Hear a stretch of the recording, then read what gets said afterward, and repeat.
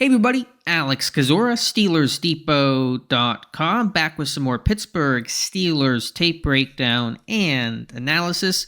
Today I want to talk about the Pittsburgh Steelers defense, which through their bye week has been exceptionally good overall. Number 2 defense in football entering week number 9, I believe exiting week number 9 as well. Been really strong against the run, taking the football away. Overall, an impressive showing. I do have one concern, though, in particular about this team's run defense, so let's talk about it.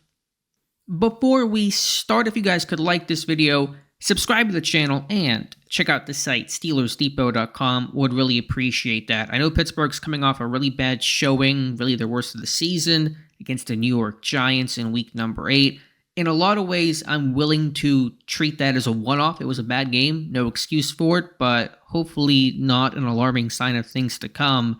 But my point is about how Pittsburgh struggles more defending the mobile quarterback. And to be fair, all defenses have that additional challenge when they face a quarterback with mobility. How do you defend that extra guy to account for? Pittsburgh saw that with the opposition when they were starting Justin Fields. But there's certainly a concern based on what I've seen so far. So before I talk about that, I want to talk about what it looks like Pittsburgh at their best when they're not facing a mobile quarterback. So let's go back to week 1 against Atlanta. Kirk Cousins, mid-30s, coming off the torn Achilles, looked rusty in that game overall. And the big threat that Pittsburgh has with their run defense is, and at least one of them, is how good guys like TJ Watt and Alex Highsmith and Nick Herbig are chasing the run from the backside. Teams don't want to try to run at, say, TJ Watt, and zone-heavy teams like Atlanta, they're going to try to zone away and run the ball away from TJ Watt, or sometimes the opposite, run away from Alex Highsmith. But because those guys are more than just true pass rushers, they play the run exceptionally hard, they have great motors, they're going to chase these plays down from behind. So if you're trying to run away and zone away from a guy like TJ Watt, you're going to have some consequences to that. So in this example, we're going to watch this zone run to the left here, but we're going to see Watt really charge hard, flat down the line, and make this tackle from the backside. Nice job by Alex Highsmith on the front side against tight end Kyle Pitts as well. So that's always a challenge. You try to zone away from TJ Watt. You prefer not to have to put a blocker on him or try to have some sort of window dressing to hold him. When you don't have a mobile quarterback, there is no threat of the quarterback run. Watt really has more freedom to just run downhill and play the back the whole way. There's no threat of, okay, he's going to be reading me, and if I crash down, then the quarterback's going to keep the ball. Let's just play the back the whole way, charge hard down from the backside, and make the tackle. That's what Pittsburgh can do really well. It's why they're really good against some of these more pocket passers, non-threats in the run game. That backside pursuit really plays a big factor. And so the cracks in Pittsburgh's run defense begin to show when they're facing that mobile quarterback threat. In this case, week 1 against the Colts, Anthony Richardson, one of the most mobile quarterbacks in football, certainly a big-time threat. Before his injury early in this game, on the first drive, we're going to see the zone read from the Colts. So we got Richardson and the running back, Jonathan Taylor, at the mesh point, and they're reading TJ Watt, who's block or unblocked here backside as a zone run like the Atlanta game we just saw. But this time Watt has to hesitate a bit because he knows if he crashes down hard, Richardson is able to keep the ball and run here to the outside. And so Watt hesitates a little bit, unsure of what the decision is going to be. Is it going to be a give? Is it going to be a keep? And that slows down his pursuit from the backside a little bit. And Richardson actually even kind of gets a little piece of him as well. So I'll play this thing through. We can see the difference between the last rep against Atlanta and this one. A little hesitation, a little pause. Watt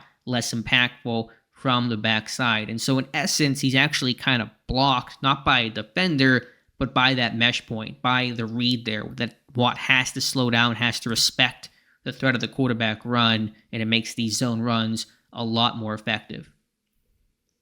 We're going to see the same later on this drive. In this case, right outside linebacker, Nick Herbig. He's unblocked here. He's the read man, and you again see some hesitation from Herbig having to worry about the quarterback run element, especially down here in the low red zone where mobile quarterbacks and big quarterbacks like Richardson can really be apt to take the football in themselves. Herbig does actually come back and make the play, but instead of this one really being at the line of scrimmage, it's about a 2-yard gain for Jonathan Taylor. And so that kind of little hesitation, it's almost like a surf technique where you try to play both and try to muddy the read here for the quarterback. But in this case, it prevents you from really crashing down hard. You can't account for the running back completely, and it turns into a positive gain. Whereas if this was a Joe Flacco, a pocket passer type, this one probably goes for no gain, a tackle for loss, because Herbig can fly right on in.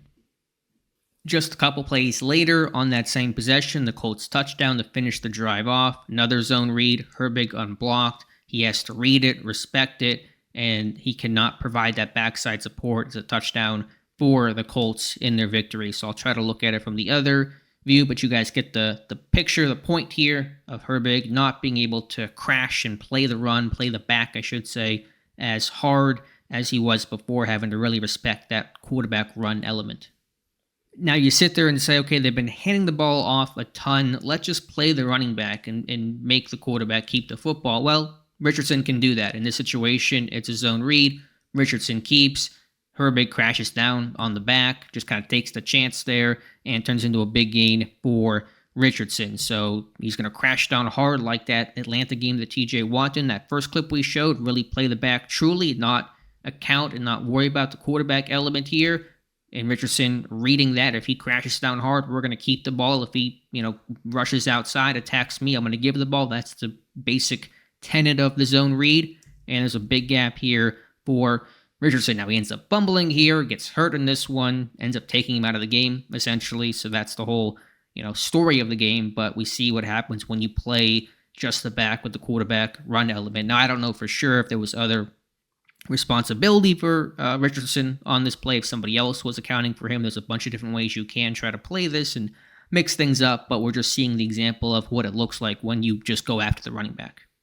And just to really hammer home the point, I think the Colts game is a really beautiful illustration of it. The Colts run game was certainly a lot less successful once Joe Flacco came into the game. They had a really hot start running the ball with Richardson and certainly with Jonathan Taylor, and that went away once Richardson exited for good. Now, Flacco was much better as a passer and carved up Pittsburgh's defense and won the game, but from a run game element, there was a real change there. And another example of that's going to be watching TJ Watt here, another mesh point, and we're going to see Watt have the freedom and the confidence to just truly attack the running back, because Joe Flacco is a negative rushing threat, and so he's able to get in there. It's not just him, get some help on the play, but we're seeing the difference in the way that they're going to play these things. So we're going to watch TJ Watt unblocked here backside. They try some window dressing, but Pittsburgh looks like they're in man, not any kind of concern here, and it's not like the ball was snapped near where the receiver was by the quarterback, so there really is not a huge threat there. There's an RPO consideration, but point is TJ Watt's able to really hone in on Jonathan Taylor. That puller is unable to really get to him. Watt's not the only guy in on the play. We got Ogunjobi, Roberts, so it's not just TJ Watt, but we're just seeing the way these guys can really, with confidence and with freedom, crash down at the mesh point and impact the run game a lot more from the backside. Examples of the same from the Giants game. Daniel Jones is not maybe known as the fastest or most athletic quarterback in the NFL, but he's pretty athletic, and he's certainly a run threat, and Pittsburgh talked about that throughout the week. It's a little more Josh Allen straight line than Lamar or somebody like that, but we're going to see the same impact. So watch Alex Highsmith here. Really have to respect this. He stays wide, no longer part of the run fit. The blocking scheme does not have to account for him. He's being accounted for by being held at the mesh point here, and there's kind of this bubble to the backside of this one as well. And so on these zone runs especially, not only is the backside player not able to crash down, it really creates a big cutback lane on that zone read. And we're seeing this here, and Tracy's able to cut this one, get upfield, and turn this into a really big gain. And so you take a player out of the box, out of the run fit, you create that backside cutback lane. It makes your old defense a lot more difficult to try to play good run defense and account for every gap here in these zone reads and zone runs. So we're really seeing Highsmith get affected here. Now, I don't know, again, the call, maybe that was, Highsmith still could have crashed down because Elliott's there, but I think just point is, you're seeing this mesh point. This is probably a little more RPO related than it is Jones keeping it, but we're just seeing RPO teams, zone read teams, athletic quarterback teams really change Pittsburgh's structure defensively, and there's a huge lane here for Tracy, and it turns into a really good gain for the Giants. a little less dramatic and obvious than the Highsmith example, but we're going to see the same from TJ Watt here. And we're seeing him have to slow down a beat here, respect the possibility that Jones keeps it, even though he really didn't in this game. I think he had 2 rushing yards or something like that, and it really came from a quarterback sneak, but he's not able to crash down as hard. Now, this run doesn't go for the yards it went for in the previous clip, but Watt is not part of the pursuit. He really has to slow down. He's held the entire way right here, and that helps Tracy be able to cut this one back. If TJ Watt had the freedom to run full speed ahead, would have been tougher for Tracy. Probably feels that from behind and is less likely to try to cut back, probably gets more horizontal and strings this play out, and Pittsburgh builds their fence from the D-line, and that's what you want to do to play good run defense. Keep that running back horizontal, but right here, he's got eyes on Jones, has to respect that at the mesh point, and he's no longer really part of the run fit and can't, pursue that play from the backside like he did in that Atlanta game, for example, and that helps the Giants' run game become more effective. One last example, similar to the previous play, watching TJ Watt here again, and again, he is held and is not really able to impact this play like he was before. And the Giants, again, using this kind of receiver motion, so there's a couple probably different things working here, but we're seeing Watt really be contained and subdued here. That running back has a lot more freedom, a lot more space to cut upfield, and Watt gets in on the tackle late, but not really impacting the play, and it turns into a decent gain. So these zone runs with that quarterback run element really holds these guys here wide and creates these big lanes for the running back to get upfield. We're seeing Watt held, we're seeing Patrick Queen held in the sense of either being held by that run threat and maybe some RPO threat as well. The Giants ran a ton of screens early in this game, which probably also had an impact, but you're seeing it really kind of soften things up here in the run game, help solve some problems. Okay, how do we deal with TJ Watt on the backside of zone? Do we need to do some motion? Do we have to actually block him? You can do those things, but it takes more people, takes more manpower, reduces the number of players that can block to the front side of the play.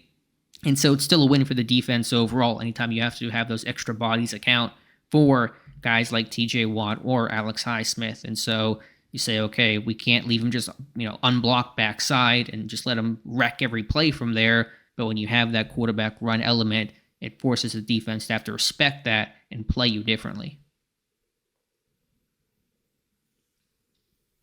And I share that concern because looking at the rest of Pittsburgh's schedule, you're facing some really mobile quarterbacks. You got Jaden Daniels in Washington in Week 10 for this upcoming game. You face Lamar Jackson twice in Weeks 11 and 16, and you're facing Jalen Hurts later this year. I think that's Week 15 game. Someone can correct me, I'm sure, somewhere around there. So you got those guys that can obviously run the ball. Lamar's the best in football at it. Daniels has been really elusive, and Hurts, that's a big part of their run game as well. And so how will Pittsburgh's run defense hold up in those games?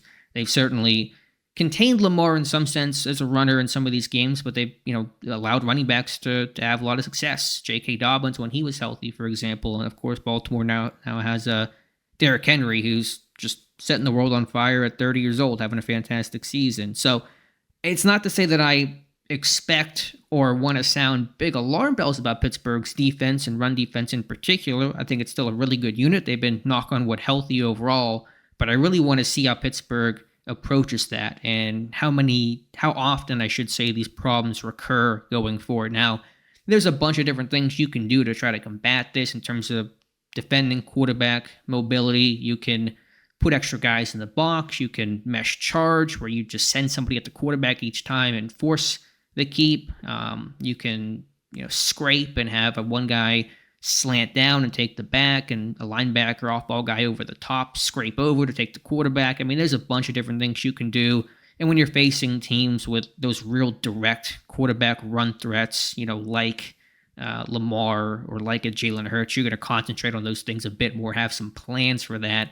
Might be a little less so when you're facing a Daniel Jones where it's not as much an identity of their offense. So, we'll see how things go going forward. But I do want to point that out, really watching this Giants game and wondering, okay, why was New York so successful on the ground? Tyrone Tracy running for $145, the second most rushing yards by a rookie ever against the Steelers, only second to Leonard Fournette.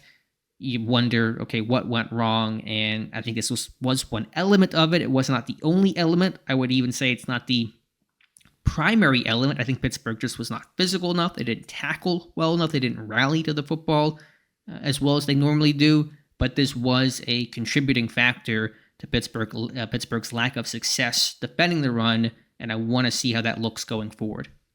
So let me know your thoughts in the comments below. Appreciate you guys watching. Again, please like this video, subscribe to the channel, and check out the site SteelersDepot.com. Thank you again, and we'll talk to you soon.